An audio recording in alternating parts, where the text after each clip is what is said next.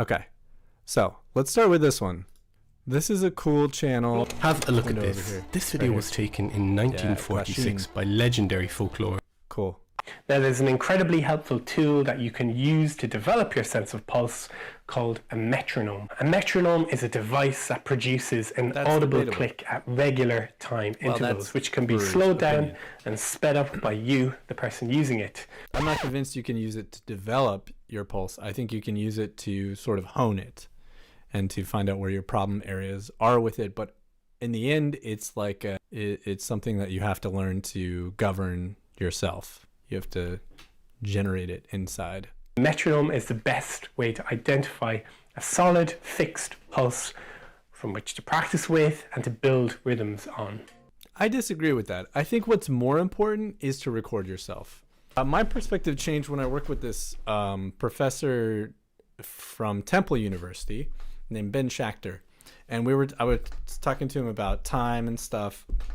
And you can't see my foot, but it's tapping on the ground. And he really turned me on to this idea. This is his concept, but you don't need to have a metronome. In fact, the metronome's not going to build it for you. It's just going to make you sort of reliant on this additional musician, which the metronome is. It's a musician with better time than you. But we need to cultivate our own inner pulse and then listen back, because when we're in the moment of doing things, we don't always know how they sound. This is my theory also. When we put forth effort, it clouds our perception of what we're doing. I'm trying really hard to play good time, so I think that the time is probably going to be good, and that's not true necessarily.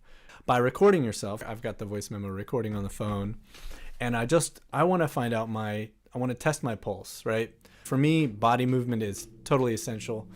To work on time and groove, it's me. I am the thing. I need to create this out of, the magic, the God spirit or whatever is motivating us, right? And that is the artistic birth that's happening.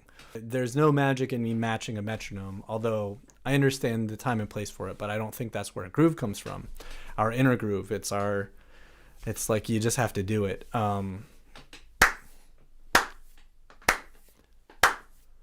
And I'm putting subdivisions in there, which we'll talk about later. I'm feeling like a 2, 1, 2.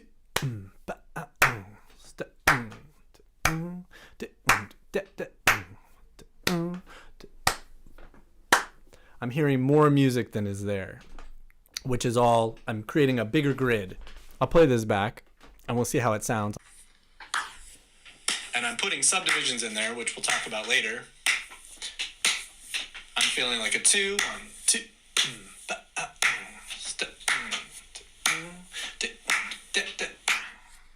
To me, it sounds good.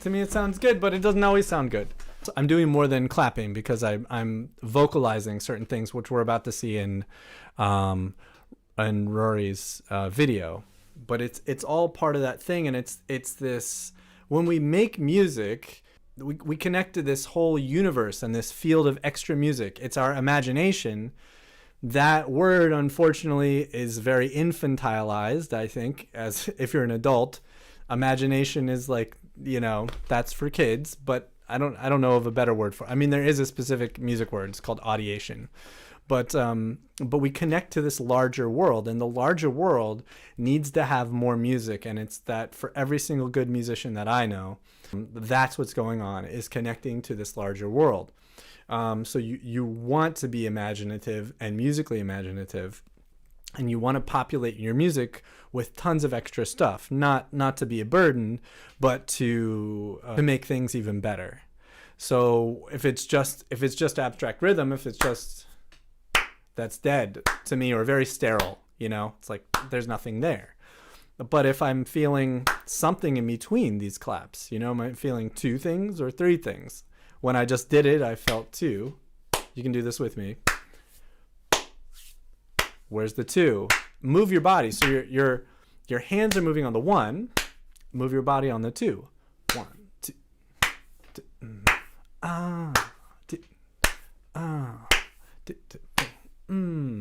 And then there's also an energy. So everything, because the rhythm is a forward moving thing, this art form happens in time. Rhythm feels good when we feel it moving towards something. when it's just these like random sounds, even if it's perfect time, if we can't perceive as a human being that it's moving towards something in a certain way, 1 2 3 1 2 3 1 2 3 1, if we can't perceive that, or 1 2 3 1, let's see, what did I want to do? 1 2 3 1 2 3 1 2 3 1 2 adum adum adum adum. Those are the ways that music becomes alive and has feeling and sensation, or the regular pulse does. Melodies sit on top of that, can be exactly with that, or they can be a little contrary to that, or they can be adding more complexity to that, the melody on top of the basic pulse. But the basic pulse, it's the job of every musician. A lot of times we're playing solo and our left hand is playing the accompaniment and the right hand is playing the melody. We're doing, at least 2 roles more. When we're playing with other people, it's the same thing. All people playing music together need to have this sympathetic, congruent sense of time.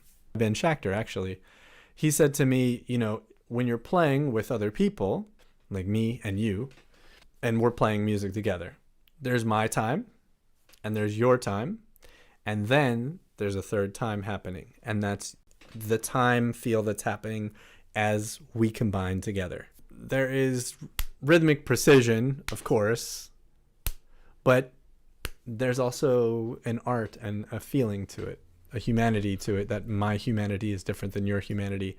And that's why I wanted to pause Rory's video and say that I don't think that the metronome is the first place to start at all. That's not good. You have to be like, a teenager learning to become an adult, holding on to your musical time. You are responsible for your musical time and your groove, and you have to be self-regulating, and you can find that. It's very personal, like only you can do it, but you need to do it.